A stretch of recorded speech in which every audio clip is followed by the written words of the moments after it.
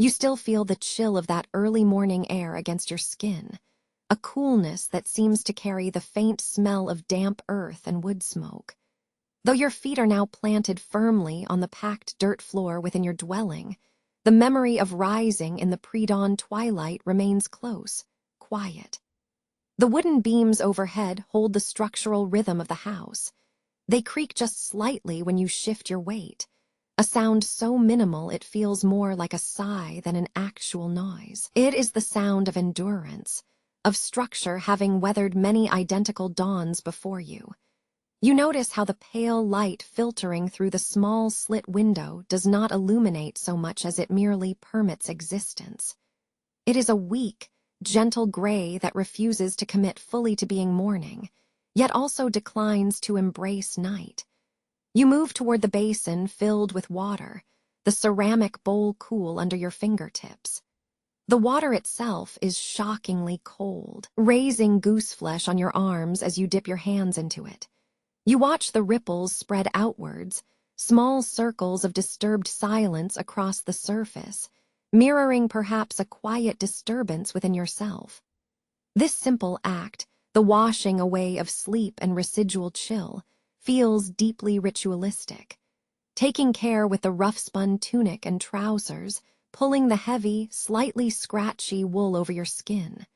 The fibers feel coarse, entirely natural, clinging gently to the contours of your body without offering any comforting softness. You remember that this fabric has been part of generations, a durable second skin meant for labor, not luxury. It smells faintly of smoke trapped in the weave and sweat dried quickly by morning air. The pace now slows to almost nothing. Every movement you make, lifting your chin, pivoting your ankle, settling back onto a low stool, requires an almost mindful consideration. You are acutely aware of the quiet weight of the world around you, a profound stillness that only exists between the hours before sunrise and when the sun has fully established its strength. Outside, through the narrow opening in the wall, the village is utterly consumed by slumber. The roofs are dark against the muted sky, and even the stray dogs seem to be curled up in deep oblivion. You notice a few small details, where the dampness has encouraged moss growth between the paving stones, the faint scorch mark on the outer sill from some fire that burned out hours ago, the way the light catches the subtle dust motes hovering just above the undisturbed earth. The silence itself becomes a textured thing. It is not an absence of sound, but rather a dense layering of potential sounds. The distant, almost subsonic murmuring of livestock, the occasional drip from a gutter downspout, the faint whisper carried on the cool air that you cannot quite place its source for. These small noises punctuate the deep, weighty quiet. You settle yourself onto a low bench near the threshold, simply to observe. The coolness permeates your bones now, a slow seep of pre-dawn temperature. You might sit there for a very long time, watching the gradient shift in the light. It is not an abrupt change, but a slow accretion of brightness, like ink thickening on wet paper. The way the meager light barely reaches the opposite wall, highlighting only the deepest shadows that seem to hold the memories of the night. You think about how quickly this pale moment will yield to the full intensity of day, shedding this necessary, deep quietude. It is a fragile state, demanding a slow passage through time. A single cartwheel creaks somewhere far off, muffled by distance and the surrounding slumber. The sound is rhythmic, almost mechanical in its predictability, reminding you that though the world rests, life follows an unbreakable pattern. You breathe slowly, deliberately.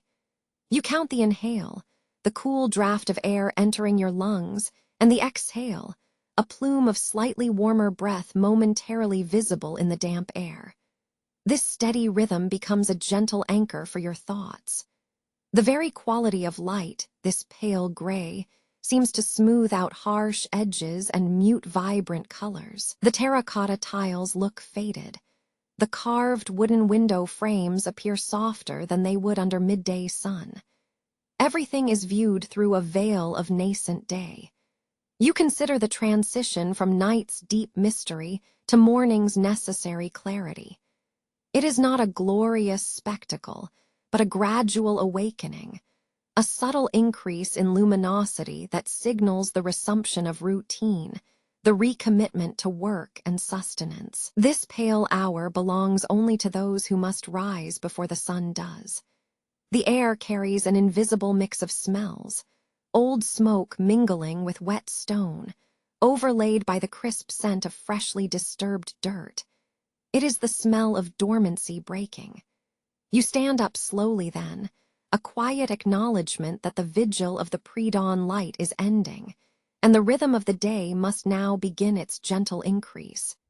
Your feet meet the floor again, finding the familiar purchase of aged wood, prepared for the inevitable tasks that await the rising sun. You continue the slow, measured pace of your walk. The path leading away from the densely packed homes begins to thin out, losing the solid tread of village life beneath your worn sandals. With every step, you notice how the soundscape subtly changes, shifting from clustered human sounds. A distant cough, a stray animal's bleat, the muffled clatter of pottery, to something more dispersed and elemental. The air feels different here, less warmed by the collective heat of bodies, carrying instead the damp, rich scent of undisturbed soil and untamed growth. You walk past patches of bramble and weeds that seem to have grown right up to the edge of the cultivated land, their leaves catching the weak morning light in sporadic flashes of green. Here, life is less controlled, a little wilder. You slow your pace further, allowing your gaze to wander over the landscape. You notice how the rhythm of man's need for wood dictates this path. It follows the lines where the scrub brush gives way to cleared fields, always tracking towards something useful. The earth beneath your feet changes texture from packed gravel and dusty track to soft, yielding loam. This soil must have taken a long time to become stable enough for passage.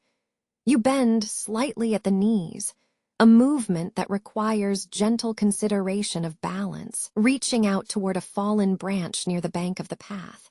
It is not a large piece, merely a finger-thick length of dry oak, its wood a pale brown color against the deeper hues of the forest floor. The feel of the wood in your hands is remarkably light, almost brittle. You run your thumb along the rough grain of the bark.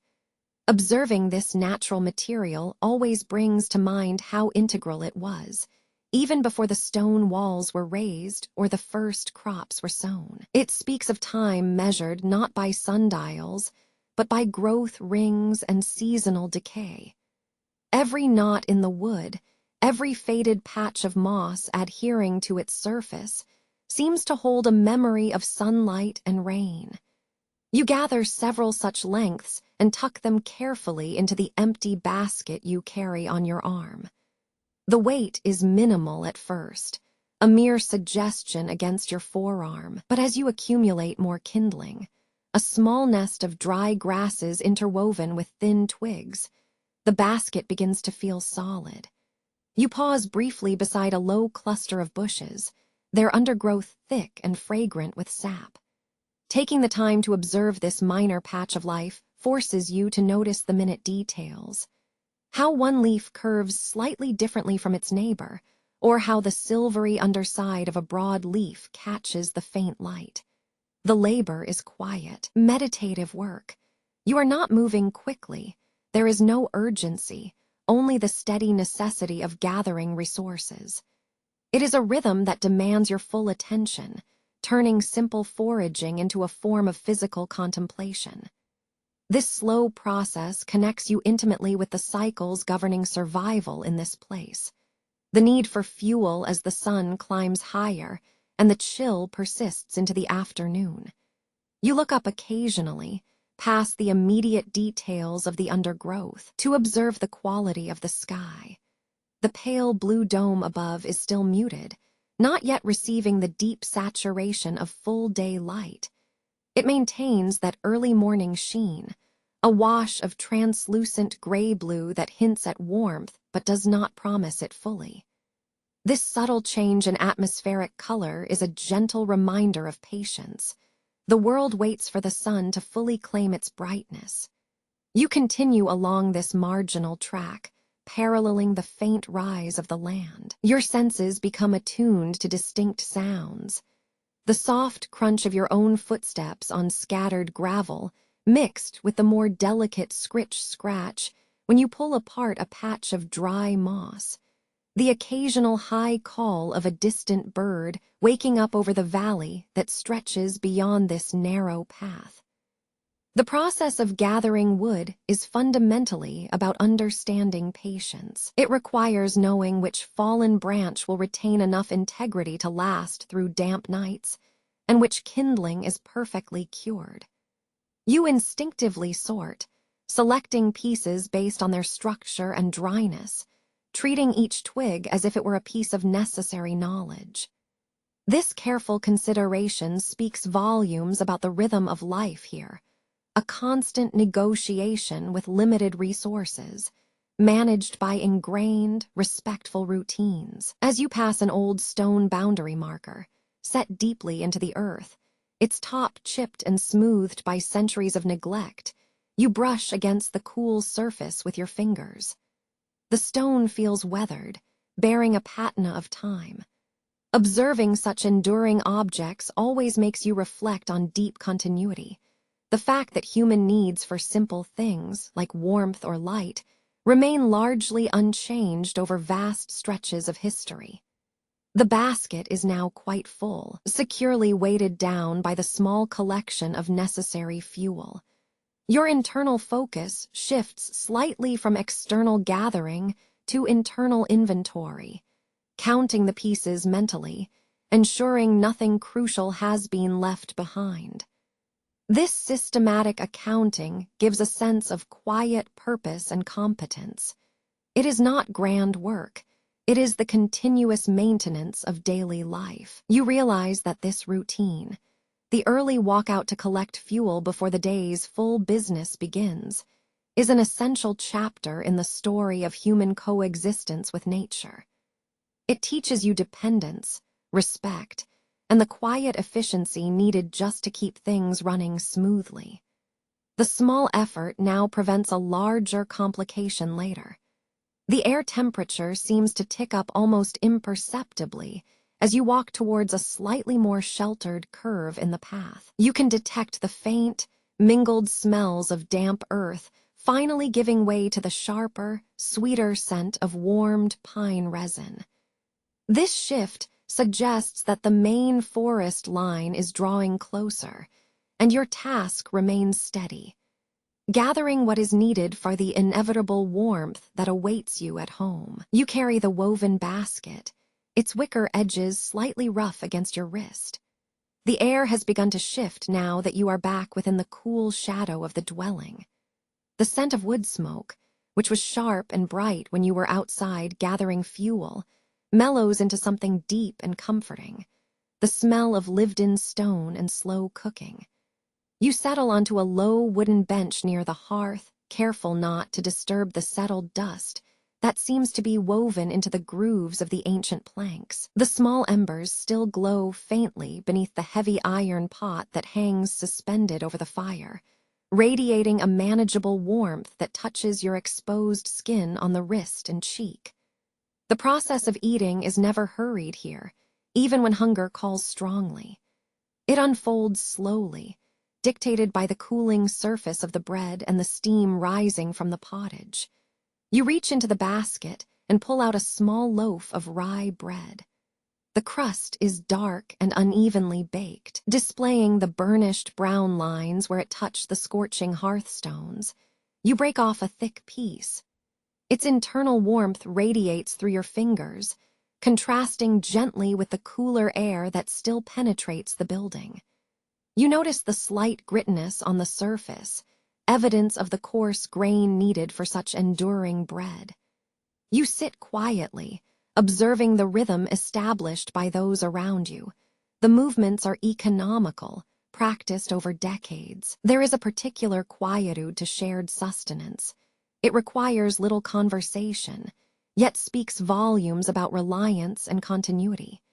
Your focus narrows entirely onto the piece of bread as you tear it apart.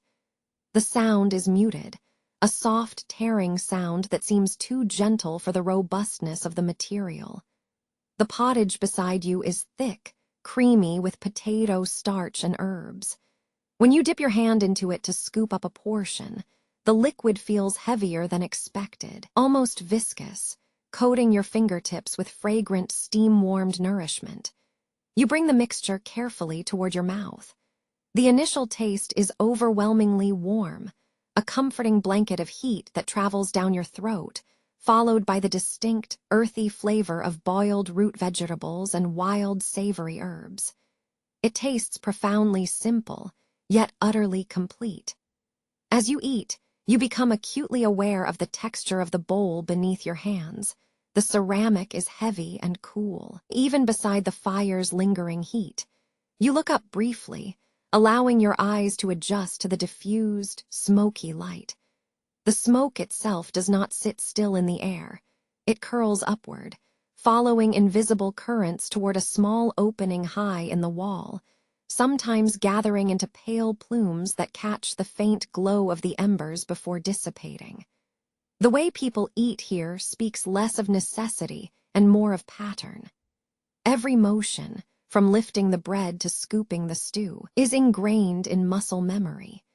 You remember watching others perform these same simple acts, the rhythmic crunching of kernels mixed into the pottage, the systematic manner with which the dry rye absorbs the thin broth. It suggests a life lived in harmony with the predictable cycles of growth and consumption. The meal does not end with abrupt satisfaction. It trails off gently, like cooling ash over an extinguished fire. You let the last piece of bread rest on the wooden surface, feeling the lingering warmth against your palm. The subtle sounds of the hearth and the general quietude seem to deepen slightly, marking the passage from active labor to a necessary state of repose. You rise slowly, stretching gently in the confined space. Your muscles feel pleasantly weighted, warmed from the shared meal. You notice streaks of charcoal dust on your rough-spun garments, minor stains that map out the movements of the day, a small testament to physical existence. The communal area is now quieter still. Only the gentle hiss and pop of the embers persist. It feels like a momentary suspension between the labors of the morning and the deeper duties awaiting you later. A lingering quiet settles over the village. If you listen closely, past the soft crackle of the dying fire, you might catch sounds that are difficult to pinpoint. The distant bleating of sheep moving across open fields beyond the nearest wall, the occasional clucking call from a chicken, confined somewhere unseen, or perhaps the soft tread of a footstep on unpaved earth far away. These peripheral sounds remind you that even in this intimate gathering place, the greater rhythm of rural life continues uninterrupted. You move with slow deliberation toward the edge of the dwelling. The contrast is immediate. Inside, the air is thick and warm with smoke and cooked herbs. Outside, it is merely cool, carrying only the neutral scent of undisturbed earth and drying wood. You pause at the threshold, standing between these two realms, the contained warmth and the vast, receding evening light. The simple act of stepping out feels profound, a quiet acknowledgement that one unit of time has successfully passed into another. The soft, residual glow from your meal gives way to the increasing depth of the sky outside, transitioning through shades of deep indigo toward the coming blackness. Your mind settles into this reflective pause, processing the solid, sustaining warmth of the bread and pottage against the vast coolness of the approaching night. The sense of fullness is not merely physical. It is a quiet satisfaction woven from shared time and simple nourishment. You consider how much reliance rests on such foundational acts. The ability to gather fuel, the patience to let grain ripen, the steady routine of baking bread that sustains every beating heart in this community. It is a profound lesson in human interdependence, etched into the simplest act of eating. You find a patch of dry ground just outside the immediate shelter of the building. The earth here holds different smells than the cultivated soil, a wilder scent mixed with fallen leaf mold and minerals. You sit down slowly, settling your weight onto the cool surface, allowing the quiet to wash over you. This moment is an anchor point in the vast current of day-to-day life, a breath taken before moving on to the next necessary rhythm. The taste of warm bread remains a soothing echo in your memory, anchoring the passage of time. The coolness of the air has changed since the gathering of kindling. It is not the bracing chill of early morning, but a deeper, more settled dampness that seems to cling to the walls and seep into your rough-spun tunic. You leave the area where the work was done, following a slight downward slope in the ground that carries you away from the immediate hubbub. Your hands are stained with a pale residue, a mix of wet earth and alkaline clay. They feel stiff, carrying a subtle ache from the repetitive motions of shaping material. You do not rush this departure. The physical task is done for now, and the movement itself becomes an act of deceleration. The ground under your feet is uneven, a composite of packed mud, small gravel stones, and patches of dry, compacted straw that crunch softly with each step. You notice how the wear on these surfaces speaks volumes about the life lived here, the constant passage of cartwheels, the random spillage of water, the gradual flattening of footfalls over decades. These paths were not designed by any single master plan. They merely accumulate necessity. You turn slightly to your left, and there is a row of small, scrubby bushes planted against the outer edge of the settlement boundary. You pause near them, allowing your eyes to adjust from the close focus required by working with wet earth to the diffused light filtering through these leaves. The aroma here changes too. It loses the sharp, metallic scent of wet clay and gains something greener, more purely vegetative, the slightly bitter smell of crushed wild herbs mixed with damp soil. Your thoughts drift back to the material itself. The clay. It is astonishingly humble, yet capable of holding so much potential within its matrix. Before your fingers shaped it into a shallow bowl or smoothed its curve, it was nothing more than mud drawn from the riverbank, a viscous slurry that clung heavily to the reeds and muck at the edge of the water's flow. The knowledge that such an elemental substance can become something useful, something beautiful, is a quiet mystery you carry with you. The late morning light, now higher in the sky, hits the side of a nearby dwelling. You observe how the sun illuminates the irregularities, a patch where plaster has flaked away to reveal uneven brickwork beneath, a crooked wooden beam that bows slightly under its own weight, the deep patina of years absorbed into the wood grain. Everything here, even the permanent things like houses, appears to be in a constant state of slow negotiation with time and gravity. You walk past a cluster of drying grasses, used perhaps for binding materials or rough bedding. You notice the geometry of their arrangement, not a precise pattern, but a practical grouping meant to maximize sun exposure and prevent damage from rain. There is an efficiency to this casual staging that speaks to generations of absorbed knowledge. They know exactly how much space these bundles require, where the air needs to circulate, and when they will reach their optimal dryness. As you move further away, the sounds begin to change again. The focused sh-hic sound of a trimming knife against leather or wood recedes, replaced by more scattered, disjointed noises. The clucking of chickens from a small yard that is now out of sight, the gentle thud of something heavy being dropped into a barrel, and the rhythmic, uneven creak of cart wheels on the main thoroughfare. These sounds signal the ongoing, disorganized hum of life continuing around you. You find yourself stopping near a low, weathered stone wall. It marks a division between the managed space of the settlement and the wilder fields beyond. The stones are rough-cut, stacked with an impressive but unadorned symmetry. Running your fingertips lightly over the surface, you feel the coolness and the grit of the exposed limestone. There is no flash or brilliance here, just enduring stability.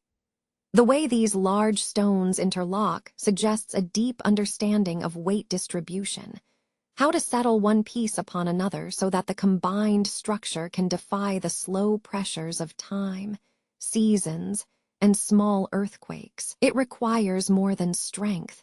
It demands foresight, an almost mathematical intuition regarding mass and resistance. Pausing here, you allow your mind to let go of the precise movements required at the wheel or the careful shaping of the vessel. Instead, you consider the broader picture, the continuity of effort. The hands that built this wall decades ago, the hands that drew the clay from the river just last week, and your own hands now resting upon these cold stones. They are all participating in a vast, slow dialogue with permanence. This simple act of making things, whether it is pottery for storage or a wall to define space, is intrinsically linked to the necessity of simply existing.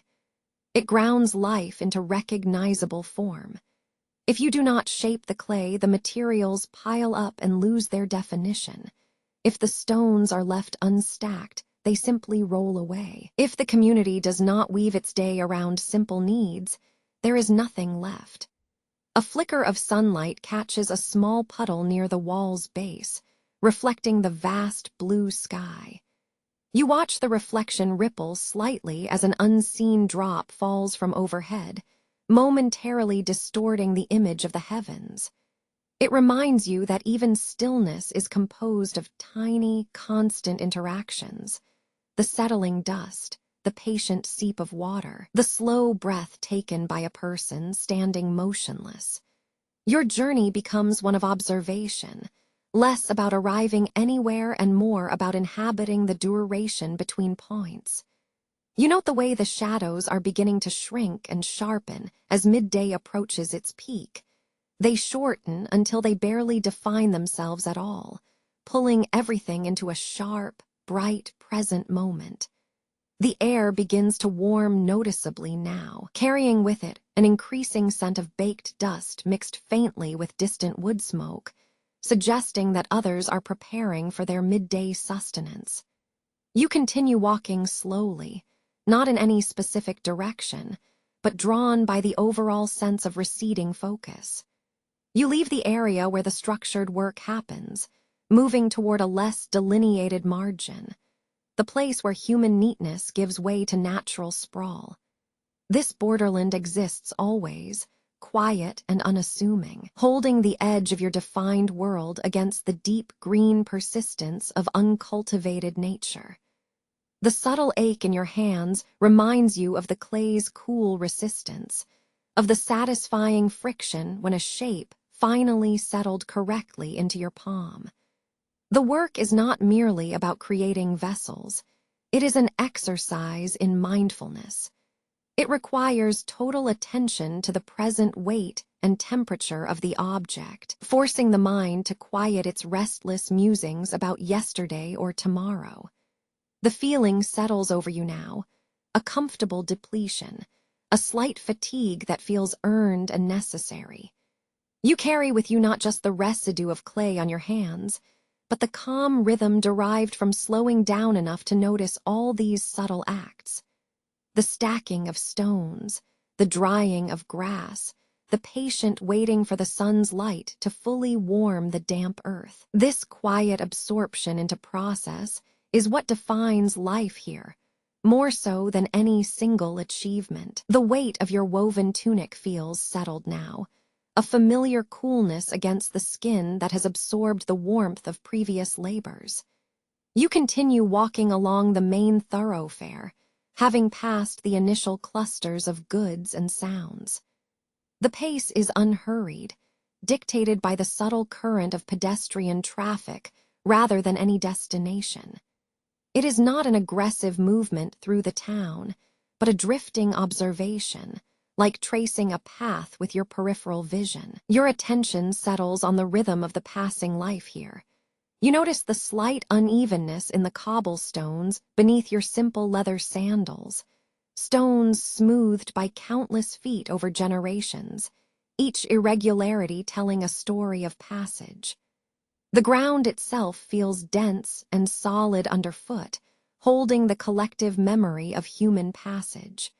You pass near where a spice merchant has briefly stacked his wares, though he is gone now, leaving only a scattered dusting of vivid-colored powder, cinnabar red next to mustard yellow. You pause by the remnants.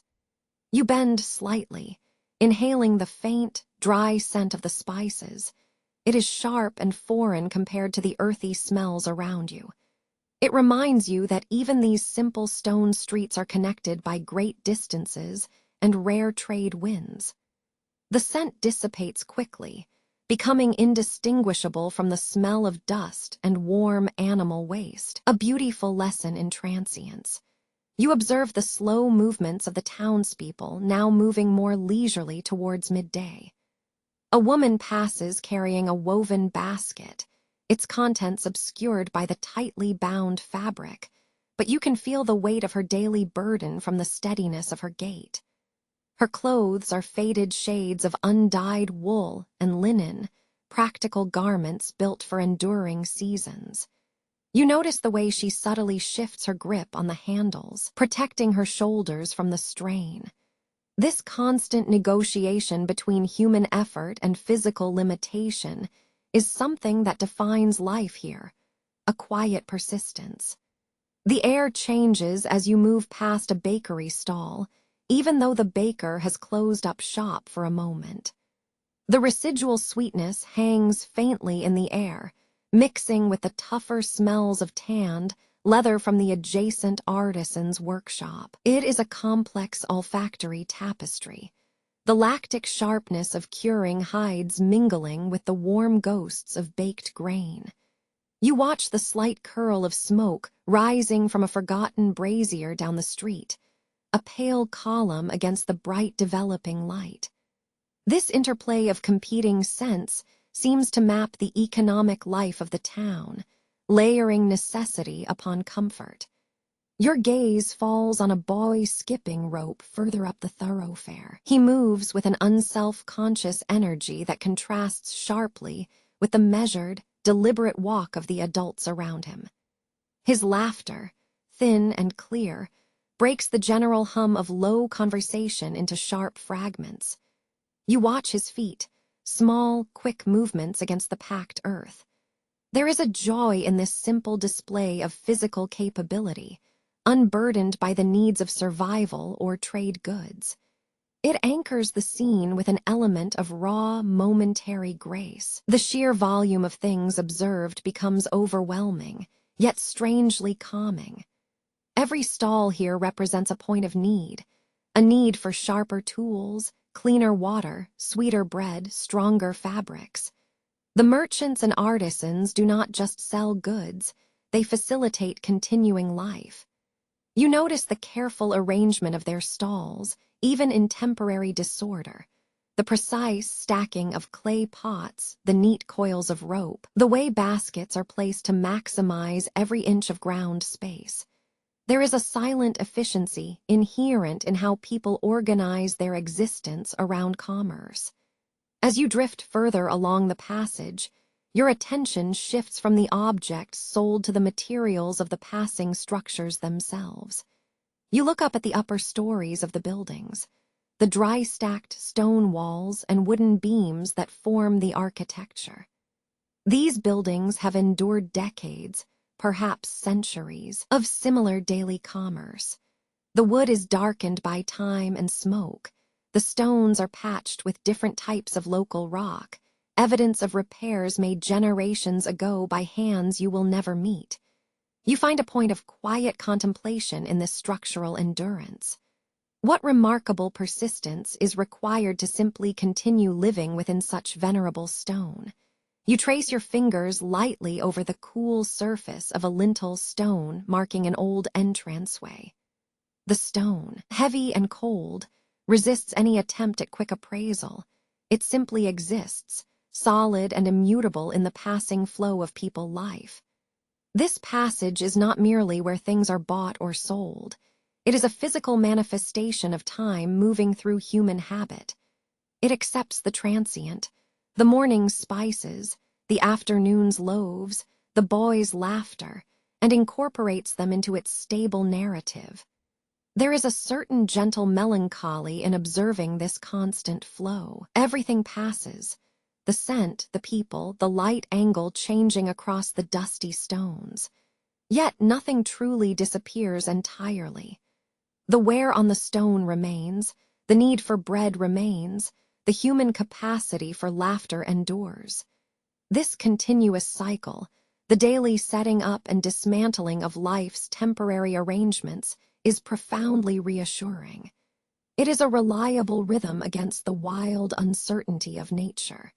You continue walking slowly, letting the sounds, the measured clack of wooden cart wheels, the low murmur of negotiations, wash over you until the central thoroughfare begins to thin out again, signaling your slow movement away from the heart of the market and toward quieter paths that lead deeper into the town's steady rhythm. You find yourself drawn away from the core of the market bustle. The central thoroughfare, which has been rich with the smell of stacked spices and fresh rye bread, suddenly opens onto a quieter expanse. Before you, the town doesn't end so much as it curves. It gives way to a low, sturdy stretch of stone wall that seems to define this place between two different worlds, the human village and the slower flow of the outside world. You settle down on a patch of earth slightly removed from the path. The air here feels distinctly cooler than the market square. Perhaps it is simply the weight of the stones, or maybe it is just the time of day catching you at this quiet edge. You do not feel the need to look at anything in particular, merely to breathe the unique blend of scents that rises from this place. The dry, mineral scent of weathered limestone mixed with the faint, sweet-sour tang carried on a breeze from a nearby ditch. The stone wall itself is a testament to patience. It does not loom dramatically. Rather, it settles into the landscape like an old thought, a permanent fixture that has witnessed generations pass. You notice how the builders worked, or perhaps how the later inhabitants simply maintained the structure over centuries. The stones are different from those used in your home's outer walls. These look older, settled by time and use. They have a deeper patina, streaks of green lichen clinging to their north-facing edges like slow, quiet embroidery. You begin your observation, letting your eyes trace the lines. Look closely at how the individual stones meet one another. They fit with an almost uncanny precision, often without visible mortar in the places you look. The gaps between them are minimized, a geometry dictated by simple pressure and careful fitting, a mechanical art that speaks to human understanding of physics. Some sections are constructed from large, irregular blocks, requiring significant strength, while others use smaller, more uniform river cobbles. This variety suggests changes over time. Perhaps one section was built quickly for defense, and the next, when resources were more abundant or time allowed, required a more delicate touch. Your fingers eventually twitch, an almost involuntary desire to run them over the rough surface of the wall. You resist it, content only to watch, feeling the slow rhythm of your own breathing match the stillness around you. The stones have absorbed so much, rain and sun, the scraping passage of hooves, the occasional press of a cartwheel. They hold the memory of every weight applied to them. The ground beside the wall is uneven, worn down by feet that have walked this same stretch for an indeterminate number of years. You notice patterns in the cobblestones, slight indentations and polished dips where people habitually step, where generations of footsteps have smoothed away the sharp edges. These aren't dramatic signs of wear. They are subtle, almost invisible smoothing actions, like a continuous polishing over millennia. It makes you think about the passage of time itself, not in years or decades, but in these small, cumulative impacts. A life is composed of such moments, tiny touches, minor routines, repetitive movements that gradually change your physical being and the world around you. The wall seems to represent an accumulated human effort, the cumulative decision to build something that would last longer than any individual life. As you shift slightly on the ground, a slight draft lifts some dust motes, making them dance briefly in the dappled sunlight that filters through a cluster of overgrown vines near your elbow. The light itself is warm, despite the cool stone beneath you. It illuminates the texture of the wall, the pits and grooves that catch shadow, emphasizing every imperfection as if it were a feature to be appreciated. You recognize that nothing in life or architecture is truly perfect. Imperfection is merely evidence of its continuous use and survival. Occasionally, from the neighboring fields beyond the wall, you hear the faint, distant sound of livestock moving, a muffled, rhythmic clanging that suggests simple necessity, herding animals back to a stable enclosure. The sounds are gentle, utterly unsuspenseful, simply existing as background noise against the immense quietude of the stone. You realize that even this profound stillness is never absolute. There are minute noises, the dry rustle of leaves catching in a low pocket near your feet, the slight drip of water from an overhang higher up, perhaps from some forgotten guttering system. These tiny sounds keep the sensory input alive, preventing you from drifting into a deep, detached contemplation. Your focus shifts back to the material science of the wall. It is impressive how much stress these stones bear, the weight of the structure itself, and also the pressure from the environment. Some sections lean slightly inwards, countered by others that are buttressed by naturally occurring earthworks. It is a conversation between materials, stone resisting time, gravity opposing permanence. This careful coexistence, this silent holding together against the relentless erosion of weather and use, becomes your deep point of contemplation. You feel yourself slowing down to match the pace of the wall itself, a slow, deliberate appreciation for structural integrity. It is not about monumental engineering. It is about the reliable connection of simple units. The heat from a stray patch of sun on the cobbles warms your lower legs, drawing your attention back to the sensation of physical existence. You flex your toes against the uneven ground, feeling the slight grit and coolness beneath your soles. The body itself becomes an object of observation, noting its own need for rest after hours of sustained awareness. You sit there for a long time, simply letting the geography of stone wash over you. You observe how the deep blue-gray tones of wet granite contrast with the pale yellow ochre of sun-bleached limestone. Each color tells a story of where it came from and how many times it has been exposed to the elements. The slow passage through the market taught you about transient human desire and trade. But observing these ancient stone walls teaches something quieter, persistence.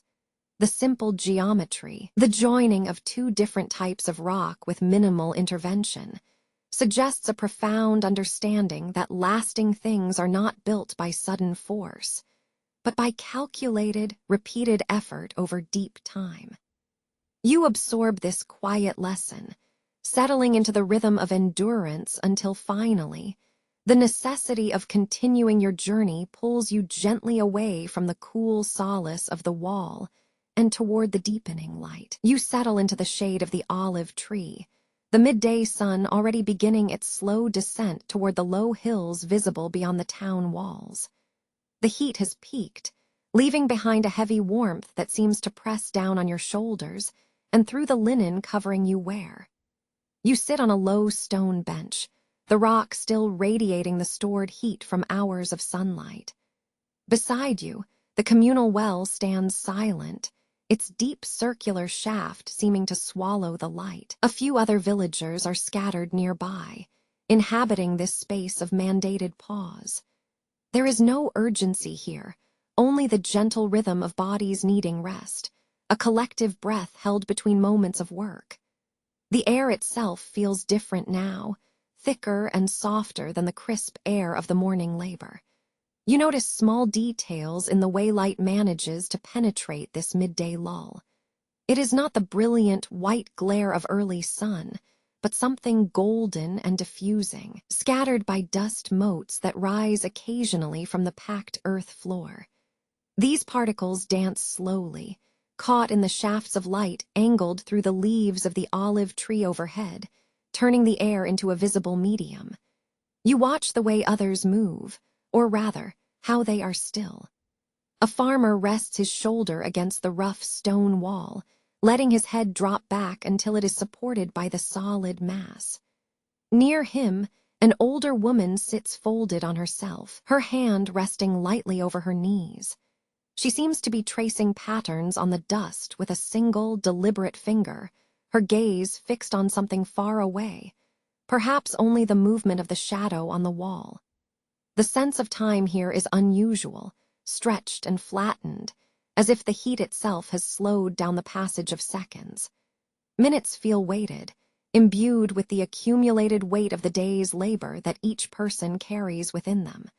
You realize that this shared silence is not empty. It is full of quiet observation, filled with the barely audible sounds of existence. The only consistent sound you notice is the gentle, persistent chirp of insects moving in the drier scrubland beyond the well's enclosure. Occasionally, a bleat rises from the distant hillside where sheep graze, a sound that seems to travel far and yet remain inherently local, tethering the whole scene to the immediate geography. You adjust your position slightly on the warm stone. The rough texture grounds you, pulling your attention away from any internal rush of thought. You breathe in slowly, drawing deep the mixed smells of the place, the mineral scent rising off the cool, damp stones near the well's base, the faint, sweet-sour perfume emanating from the nearby shade trees, and underneath it all, the dry, comforting smell of warm dust and sun-baked earth. The communal quietude is a lesson in efficiency. Everyone present understands that while they are resting, their very presence maintains the fabric of community life. The needs for sustenance, water drawn from the well, simple bread taken from home, rest under tree shade, are all coordinated through this natural slowdown. You observe how the physical act of waiting becomes an active participation in the collective rhythm. The silence also allows you a deep contemplation of routine itself. Life here is governed by these powerful cycles: dawn's necessity, midday's pause, and the evening's wind down. These pauses are not mere breaks, they are moments of recalibration. They give shape to the effort that defines the other hours. You consider how this fixed rhythm, dictated by sunlight and heat, provides a surprising deep comfort, a profound predictability. You feel the steady presence of neighboring lives surrounding you, not in terms of conversation or overt interaction, but in shared space, in mutually acknowledged exhaustion and temporary stillness. This subtle awareness of shared time is perhaps what makes this specific ritual so deeply human. It acknowledges that while individual tasks may differ, the weaver winding thread, the potter cleaning his tools, the shepherd guiding his flock, all are connected by the simple necessity of being here at the same moment. The light begins a very slow shift again.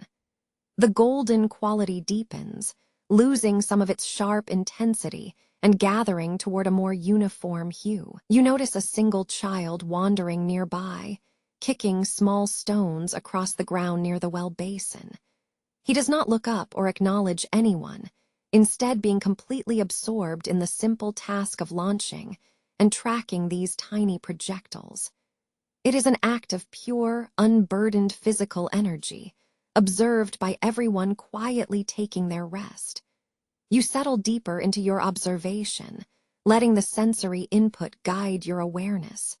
Focus on the weight of your own limbs, the way your muscles are adjusting to the stationary position. Notice the subtle shifting in the shadows as the earth beneath begins to cool slightly. This coolness is a gradual sensation, seeping up through the soles of your feet and raising a faint tingling that reminds you of the passage from solar heat to atmospheric calm. The deep silence encourages a kind of listening, not with the ears, but with the whole body. You become aware of the slight scratchy sound of fabric against stone, the whisper of dry leaves underfoot when someone shifts their weight, and the distant hum that might be insects or merely blood rushing through your own veins. It is in these sustained moments, the waiting for the light to change, the quiet communion with shared space, the simple observation of another person finding a pattern in kicked stones, that you learn the profound poetry of continuous existence. Life requires not only action, but equally important, this practiced art of simply being. The community rests within the architecture of its routine, holding itself together by these necessary pockets of shared silence before the slow, steady pull toward evening begins. The afternoon sun, having climbed high enough to warm the stones that held you through the morning's labors, now begins its steady, slow descent. You notice this shift not as a dramatic event, but as a subtle alteration in the quality of light, a softening edge to the harsh brightness that defined midday. The heat, which clung damply to your skin hours ago, starts to lift, replaced by a more temperate warmth that seems to seep into the very walls of the village. As you walk along the periphery of the clustered homes, following the uneven path where life naturally channels itself, the aromas begin to change. They carry the scent of stacked, dried herbs mingling with dust kicked up from the thoroughfare. These are the smells of necessary knowledge and enduring tradition. You find yourself near a patch of slightly overgrown courtyard, a place sheltered by low stone walls that absorb the gentle cooling breezes. Here, the activity is quieter than at the main market. You observe several people engaged in tasks that seem governed less by immediate need and more by deep-seated habit. An old woman kneels on a thin woven mat, surrounded by baskets of leafy greens and dried stalks. She moves with an economy of motion that suggests years of practice. Every gesture is deliberate, precise, and quiet. You are drawn to the collection of herbs laid out upon a flat, gray piece of slate beside her knees. They are not arranged haphazardly.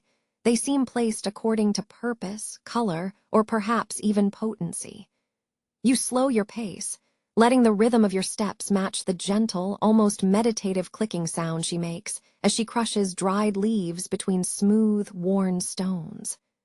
The scent that rises from these crushed materials is potent and earthy, a mix of bitter mint, sharp lavender, and something deeper, more resinous, like bark warmed by sun. It is a smell that speaks directly to time measured not by clocks, but by the changing needs of the body and the rhythms of growing things. The items she gathers are small, dried roots, velvety leaves, brittle stems. Each one appears distinct, possessing its own subtle identity. You watch her hands deeply etched with the lines of constant work, hands that seem to know exactly what they are doing simply by the way their fingers curve and separate. It is a knowledge that feels ancient, less learned from books than absorbed directly into the bone. She is preparing remedies, you realize, tinctures or poultices based on observations passed down over generations. You sense the weight of belief attached to these practices, a profound trust in the cyclical power of nature itself. It is not simply herbalism. It feels like a dialogue with the land, an understanding that life requires specific inputs for balance. The knowledge belongs to this community, whispered and kept safe within its collective memory. You continue to observe her without disturbing the quiet concentration of her task. You notice how she handles even a simple bunch of dried flowers. There is a certain reverence in the way she lifts them, as if they are fragile documents containing vital instructions for survival. This careful handling suggests that their perceived value far exceeds their material worth. They carry healing power. The beliefs surrounding these practices are interwoven with the daily structure of life. You observe another person nearby gathering firewood, and even this mundane task seems linked to the idea of sustaining life through natural means. The connection is constant. Health relies on what grows, and survival relies on what is preserved from what grows. This pattern has held true for countless cycles of seasons before you arrived here. As the afternoon deepens into a quieter late-day lull, the activity shifts slightly. A small group gathers in the shade beneath an ancient olive tree, its silver-green leaves catching the last slivers of golden light. They are not speaking much, but their presence creates a palpable sense of shared history. You see older men sitting on carved wooden benches, their gazes often drifting toward the far wall or the sky, seemingly processing the day's simple events through the lens of accumulated memory. You pause nearby, near the edge of the shade where the cool ground offers respite from the sun-baked stones.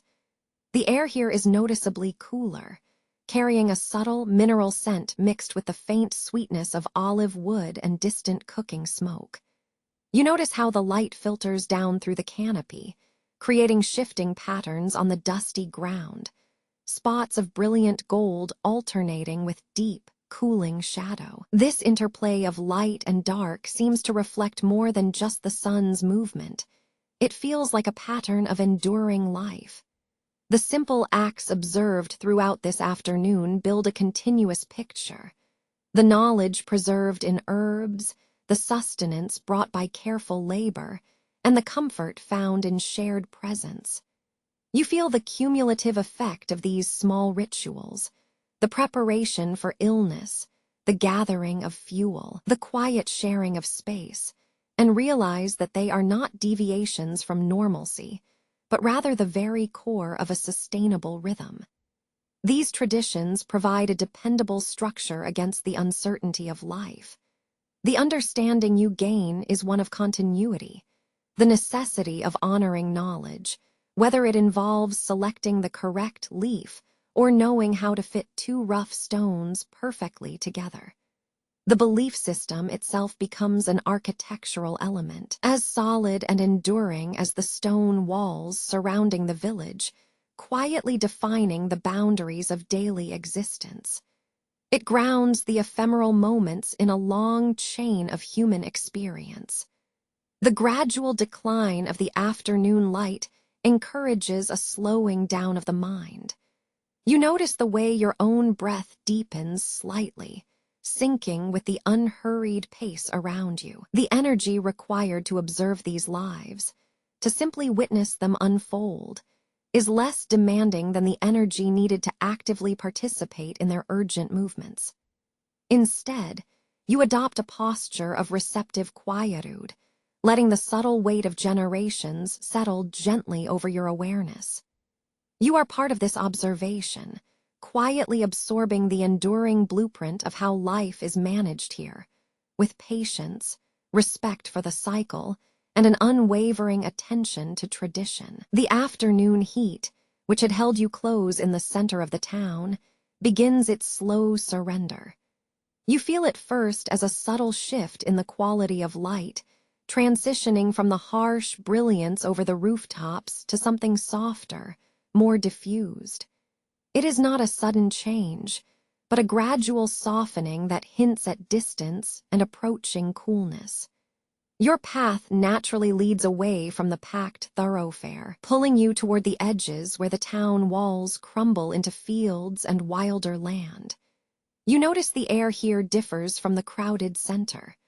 Where before it carried the mingling scent of baking bread and dusty wool, now the smells are simpler. Dry grasses baking in the sun, the faint, metallic tang of worked iron, and the deeper, earthy aroma of things that have not been cleared for planting, the smell of pure wildness. Your footsteps shift from the worn cobblestones to the compacted dirt paths used by those who live outside the immediate grid of settlement. It is on this path that you begin your slow movement toward the periphery. You are moving away from the reliable structure of human habitation, traversing the borderland. As you walk, notice how the architecture seems different here. The stones, if present, look less cared for, more subjected to the relentless work of weather and root growth. They appear slumped slightly, settled by time into the landscape rather than merely placed upon it. You observe a neighbor walking ahead, a figure moving with a kind of slow inevitability. This person might be tending a small donkey burdened with meager loads, or perhaps simply heading toward a field that has not yet been claimed for the day's harvest. Their pace dictates yours in an unplanned choreography. You naturally fall into a mirroring rhythm, matching their steady, unhurried gait. The movements are economical and practiced, speaking of lives lived in close conversation with physical resources and enduring cycles. Your own muscles begin to adjust to this slower tempo, the earlier urgency melting away into something more restful and observant. You look down at your feet, noting how the dirt path kicks up a small puff of reddish dust with each step. This fine dust settles lightly on the sleeves of your clothes and onto the upturned edges of discarded pottery shards you pass by. It is an accumulation of minutes. Every footfall gathers evidence that you are moving through deep history. As you walk, your gaze naturally sweeps out beyond the last stone wall towards the open fields. The transition point is remarkable. On one side, the neat, geometric lines of cultivated life, the careful rows marked for planting or recently harvested grain. On the other, the unpredictable sprawl of the natural world. One exists by human effort and planning, the other simply is. This boundary defines not just geography, but perhaps a kind of state of mind. The sun, though still high enough to illuminate fully, seems to be lowering its focus. The light now has a distinct golden quality that catches the edges of things, the tips of dry weeds, the curve of the donkey's neck, the subtle ripple in the dusty ground. It lends everything a slightly softened, nostalgic sheen. You pause briefly when you encounter a cluster of trees marking the edge of the woods. The contrast between the sun-drenched openness and the deep, cool shadow beneath the canopy is immediate and profound. You stand at this threshold for a moment, allowing your breathing to deepen slightly, taking in the composite scent, the dry warmth of the exposed earth mixed with the cooler, more vegetal musk rising from the dense foliage. The woods are not impenetrable. You can still discern shafts of light piercing through the overlapping leaves, illuminating dust motes dancing slowly in the semi-darkness. It is a fragile play between shadow and illumination, reminding you that even in apparent darkness, light persists and changes its nature. Your reflective thoughts turn to endurance. Consider the people who have walked this very borderland, the farmers before you, the shepherd who grazed here centuries ago. Their passage has compounded upon your own footsteps, invisibly shaping the soil beneath your shoes. Every life lived in proximity to the wild edge leaves an indelible signature, a faint layer of human being deposited upon the geological record. The quietude deepens now that the immediate bustle of the town is genuinely behind you. The sounds of commerce fade into a muted background hum, replaced by nature's more persistent orchestra. The buzzing insistence of bees, the rustle of dry leaves stirred by an occasional breath of wind, and the distant, rhythmic creak of some animal tethered far away. You continue walking slowly, no longer driven by purpose but by the rhythm itself. The heat seems to draw out of your bones, replaced by a creeping coolness that promises relief with the nearing hour. You feel the gentle pull toward the western horizon, towards where the sky will eventually take on those shades of rose and violet, the colors signaling the end of effort and the beginning of repose. The journey away from the town center is a quiet lesson in perspective. It asks you to slow down enough to see that the stability of human life, your home, your routine, your craft rests upon the unyielding patience of this land. The field, the stone wall, the forest edge, they are the true anchors, far older and less demanding than any dwelling built by hand. As you reach a slightly elevated spot that offers a view back over the settlement, you take a moment to absorb the scene one last time. Everything looks contained within its own boundaries. The clustered rooftops, the straight lines of fields, the definitive edge where everything gives way to untamed growth. It is a sense of quiet completion. The day's necessary tasks are winding down, and your body begins to anticipate the deeper stillness that only dusk can bring. The air feels marginally crisp now, carrying the promise of coolness. Your mind settles into this descending rhythm, mirroring the softening light and the gradual deceleration of sound.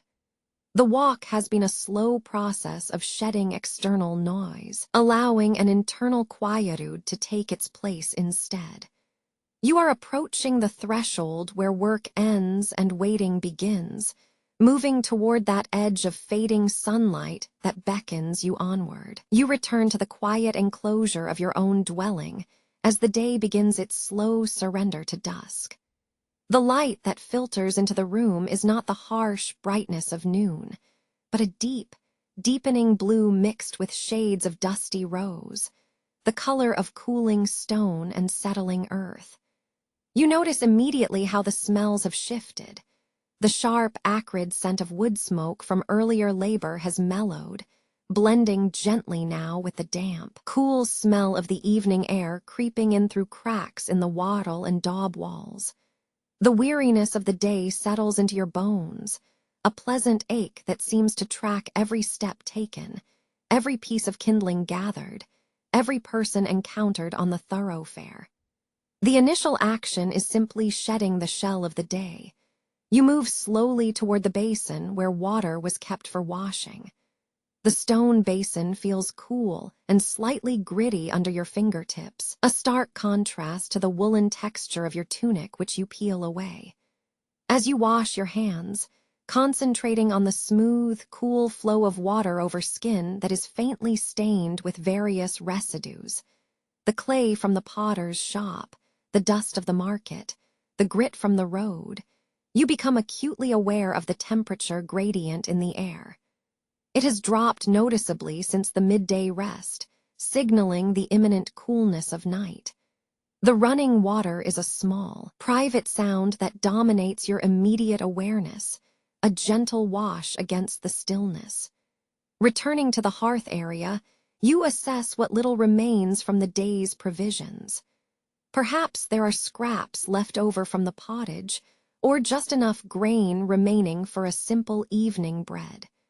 The fire has banked down considerably, glowing now with deep orange embers rather than aggressive flames. You add a few small pieces of gathered wood, a kindling match that will not easily catch, and carefully tend to the residual warmth. This act is less about creating heat and more about honoring the continuity of it, maintaining the heart of the home's lifeblood, even if only through embers. The scent changes again as you manage this small fire, a rich, smoky aroma mixed with the yeasty tang of cooling bread dough, or simply the slightly sweet smell of burning wood. It is an intensely comforting and domestic perfume that speaks volumes about shelter and survival. You settle near the hearth, perhaps on a low stool or a thick pile of woven mats, drawing close to the radiating warmth which warms not just your skin, but seems to warm something deeper, settling the frantic, whirring thoughts accumulated since dawn. You take a moment simply to observe the quiet details of the room, the play of the remaining light on the textured surface of the earthen floor, how the shadows cast by the uneven stone walls are stretching and deepening with each passing minute. You trace these lengthening shadows with your eyes, noting their gradual migration across familiar patterns. The way the shadow of a specific beam or a corner niche changes subtly enough that you cannot point to an exact moment in time, yet the shift is undeniably present. This slow study of geometry underlines the relentless, steady march of time itself. The cooling air becomes more prominent now, carrying whispers from outside the dwelling. You hear things that were too faint during the busy hours, the intermittent, distant bleating of sheep moving across pastureland, the rustling sound of unseen creatures leaving the boundary edge, and perhaps a muffled cough or a far-off, low murmur of conversation that suggests other families are similarly winding down their day. These peripheral sounds act like soft anchors, reminding you of your place within the larger, breathing community cycle. You consider the structure of human existence in this moment, the pause between the urgency of labor and the necessary oblivion of sleep. There is a quiet profoundness to being completely contained by these temporary walls, shielded from the vastness that awaits outside once the last embers fade. Your focus shifts inward, moving past the need to plan for tomorrow or regret yesterday's efforts. It settles into the simple fact of breathing, the slow in-pull of cool air, and the soft, even release of warm air. The routine of this evening calm is a kind of quiet meditation. You might take a small measure of water, perhaps not washing again, but simply cupping your hands and bringing them to mouth, to break the dry feel in your throat. The taste of that cool water, mixed perhaps with the faint mineral tang from the stone basin, feels restorative. It is a simple act of self-maintenance that punctuates the vastness of the settling silence. The world outside seems to be exhaling. You notice the transformation of color in the sky above the nearest roofs. The deep blue edges are softening further into indigo, an almost velvety black canvas against which the first few determined pinpricks of starlight begin to become visible, claiming their lonely posts. This slow darkening is a masterful performance of natural clockwork. It requires no planning and promises only change. Your mind begins its own process of slowing down, mimicking the external calm. You recall small details of the day, the texture of the smooth river stones you observed at the wall, how they were warmed by the afternoon sun before cooling in your hand, or the way a specific thread on your rough-spun tunic snagged briefly during work today. These momentary observations become anchor points for a quieter attention. There is no drama here, only accumulation, an accretion of small moments that make up the passing hours. The necessity of routine and pattern becomes apparent. Every evening requires this deceleration. It is not merely exhaustion compelling you to stop. It is something deeper, a cultural requirement to pause, to observe the diminishing light, and thereby honor the transition from day life back into rest. This quiet slowing down seems as vital a labor as gathering firewood or shaping clay. You feel yourself settling deeper onto your mat, adjusting your position until you find a place that allows you to absorb the surrounding stillness fully. You become acutely aware of the faint, subtle sounds that are often drowned out by human activity.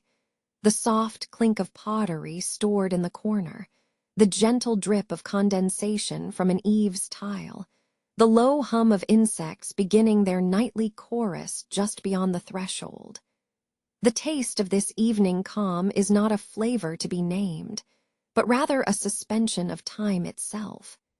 It is the quiet understanding that the cycle has turned once more. The consuming light of the sun has moved past its zenith, and the steady pulse of life will continue through sleep until the pale dawn calls you back into motion. You are perfectly situated within this rhythm, observing it, absorbing it, letting the deepening blue outside settle over your thoughts like a comforting weight. You settle into the low chair near the window, the accumulated weariness of the day making your movements slow and deliberate. The cold draft that managed to slip through the unsealed timbers seems less biting now, somehow absorbed by the dense coolness of the stone walls around you.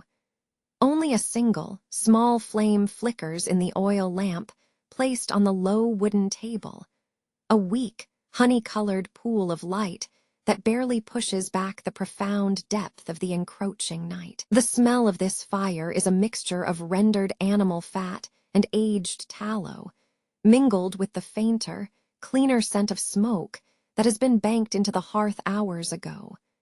You watch the way the lamplight catches the dust motes suspended in the cool air, making them appear like slow, golden constellations dancing only for your eyes. The day's edges seem to have softened considerably now.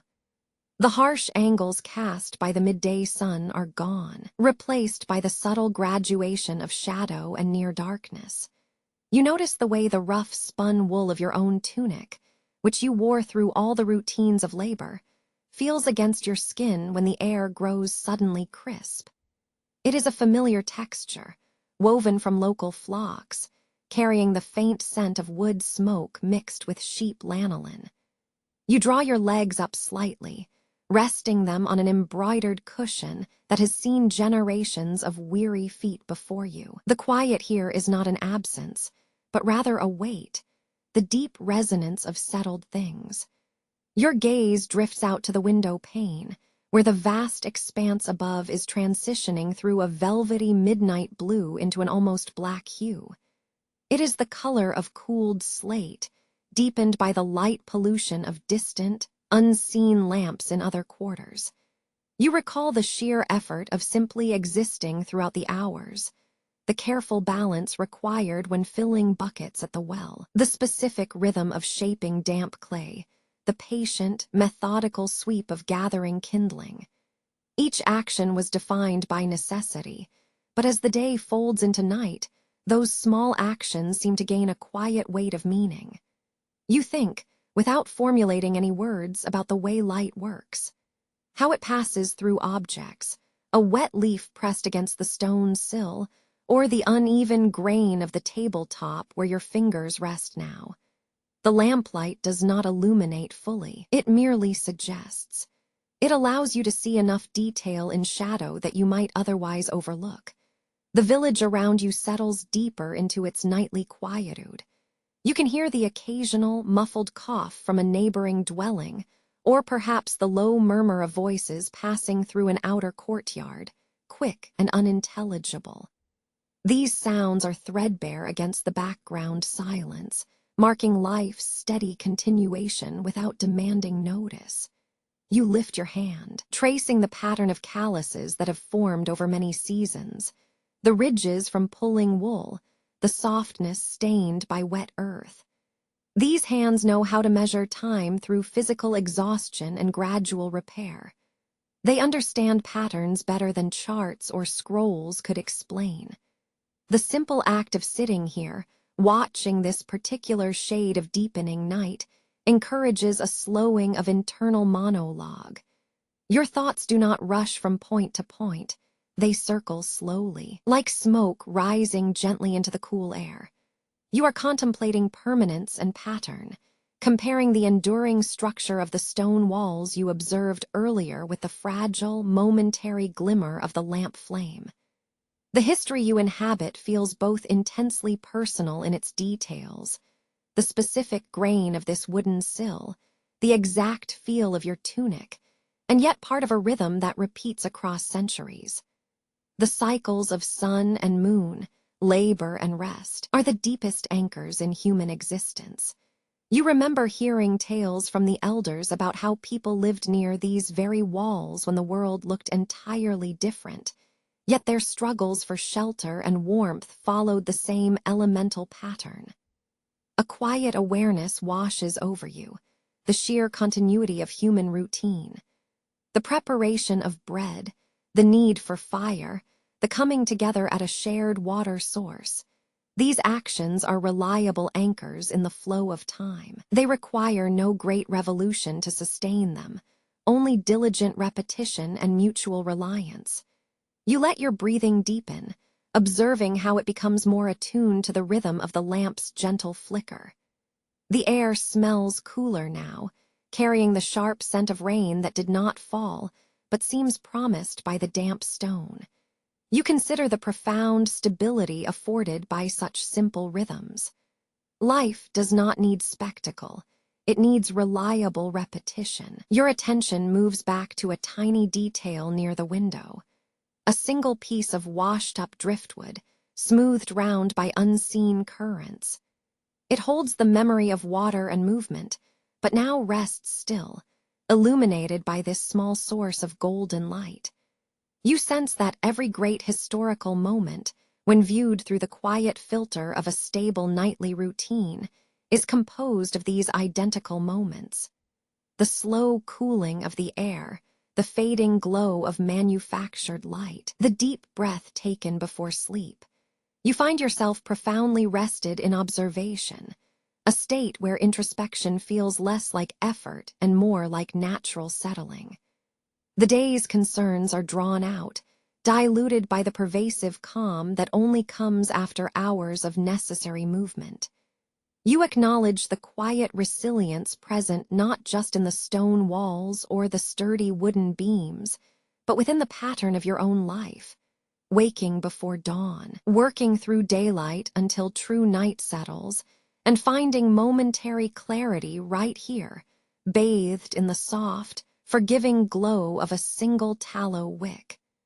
This measured rhythm is how endurance tastes. You find yourself looking up.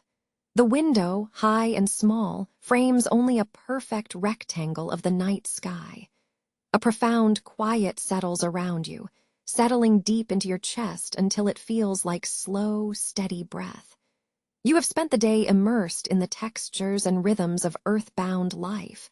The feel of wet clay, the abrasive weave of wool, the uneven stones beneath your passing feet.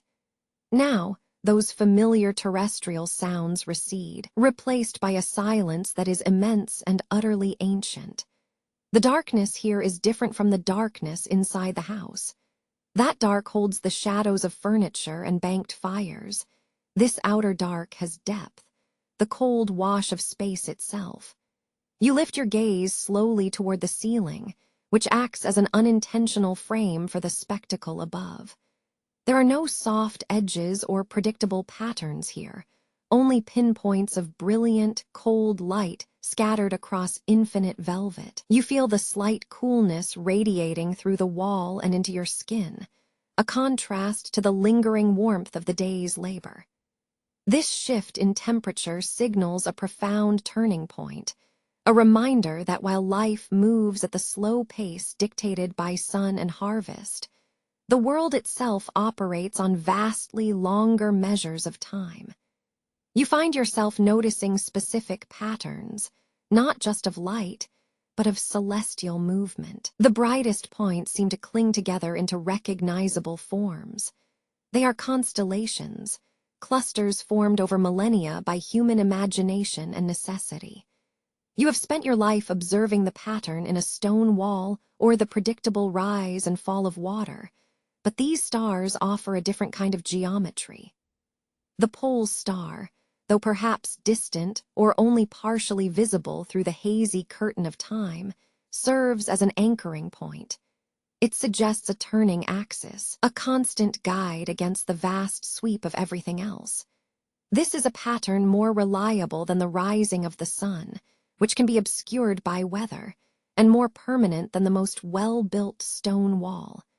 You trace your finger lightly against the rough material of your dwelling's window frame, feeling its solid coolness under your touch. The immediate reality, the wood grain, the dust settled in the corner, feels reassuringly close.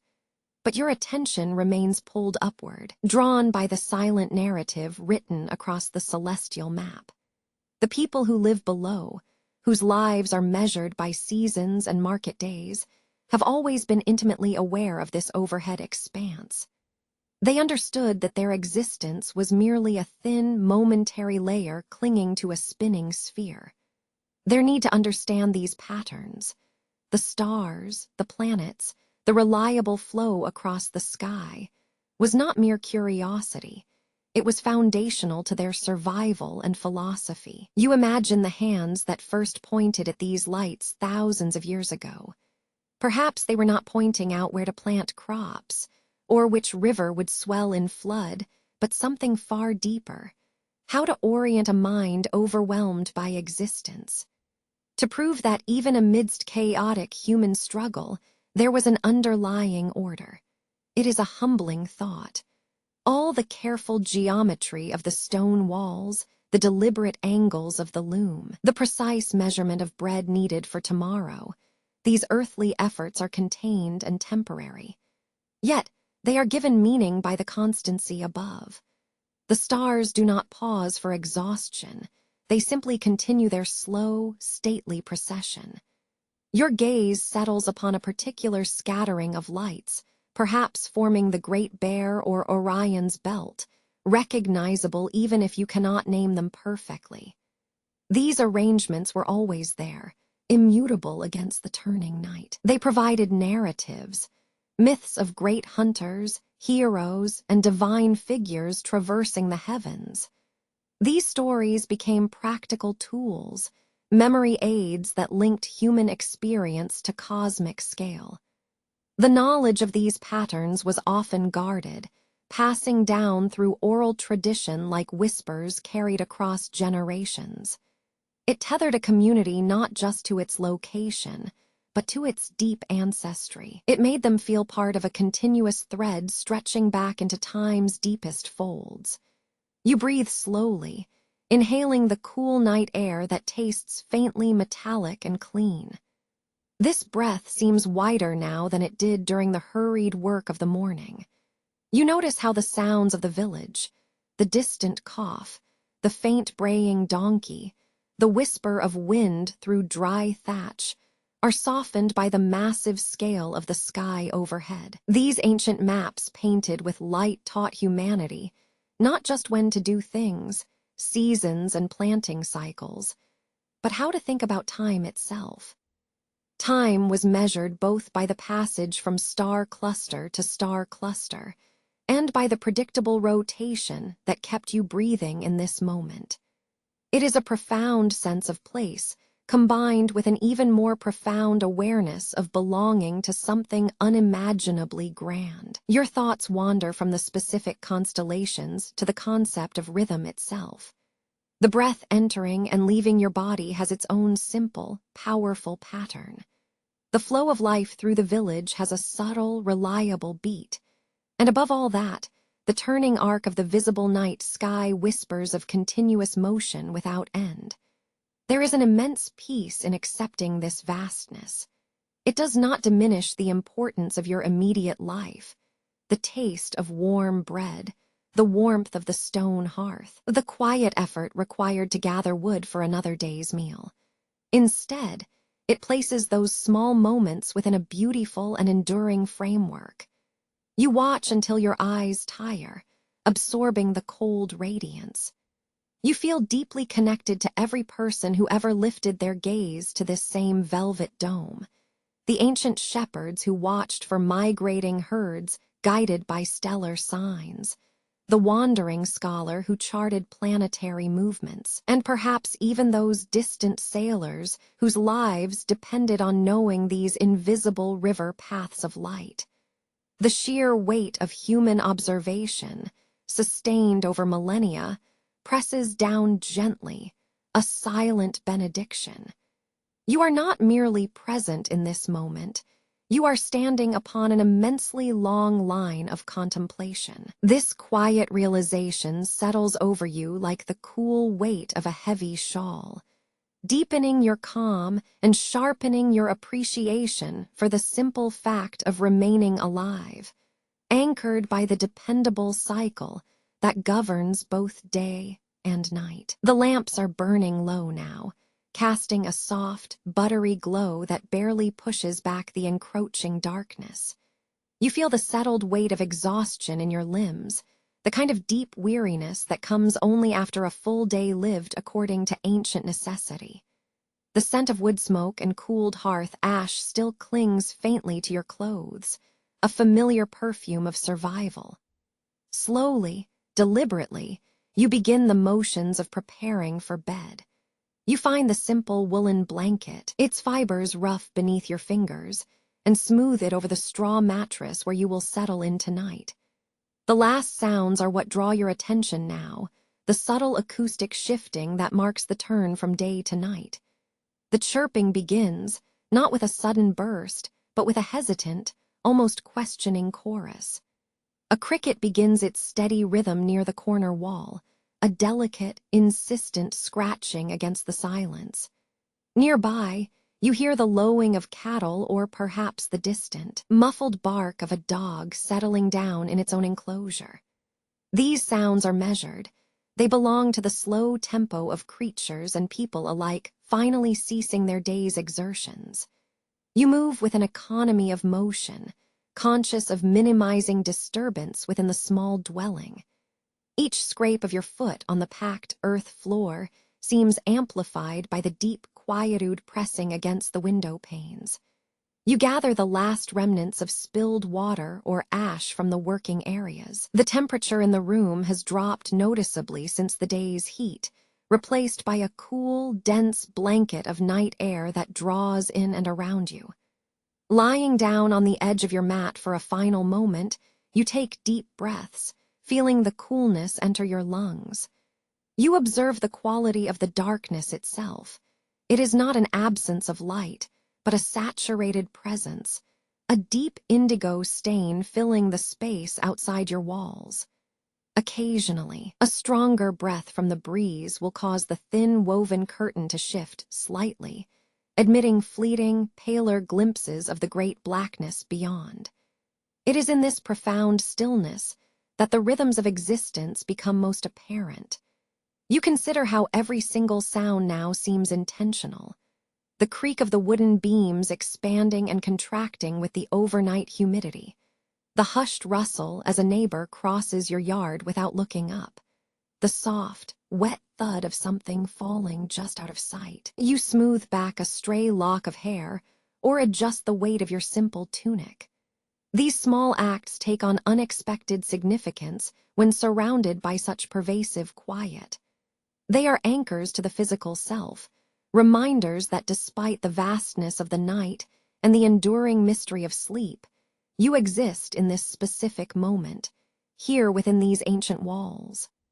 The passage of time now is not marked by sun arcs or clock hands, but by a gradual dilution of sound. The initial sharp chirping of the crickets starts to soften, perhaps because they too are beginning to settle into their own cyclical rest. You turn your attention upward, even though you cannot see the stars clearly from this low window. You sense the celestial sphere overhead, vast and overwhelmingly stable. It is a pattern that has governed human thought since before written history, the reliable turning of light across unchanging darkness. You recall how much effort was expended today, gathering wood, shaping clay, walking through the dusty market. Those efforts feel less like grueling tasks now, viewed from this bed of quietude, and more like necessary threads in a single, long tapestry of routine. The continuation of these small actions, the predictable ache in your lower back after kneeling, the faint scent of rye bread lingering on your breath, is what grounds you to the history that surrounds you. The walls themselves feel immense, having absorbed countless breaths and whispered secrets across centuries. They speak not of sudden dramas or great conquests, but of relentless continuity, the steady rhythm of lives lived and breathed against the backdrop of unchanging stone. You listen for the echoes in the material, the ghosts of footsteps that passed this way when the settlement was younger, before your own grandmother was born. The cooling air begins to feel almost breathable, gentle on the skin. Your body settles into a state of quiet readiness for sleep. You are surrounded by the immediate history, the simple bedding, the scent of fat lamps, the rough-hewn stone, all testifying that life continues in its most basic form, the cycle of rest and renewal. This continuous pattern is perhaps humanity's greatest comfort. You breathe slowly, matching your breath to the soft whisper of the passing breeze through the thatch roof. The world outside seems to hush completely now, sinking into a protective slumber. Your thoughts drift easily from today's labors, moving instead toward the deep, underlying rhythm, the primal beat that connects the sleeping cricket to the fixed stars above, confirming that nothing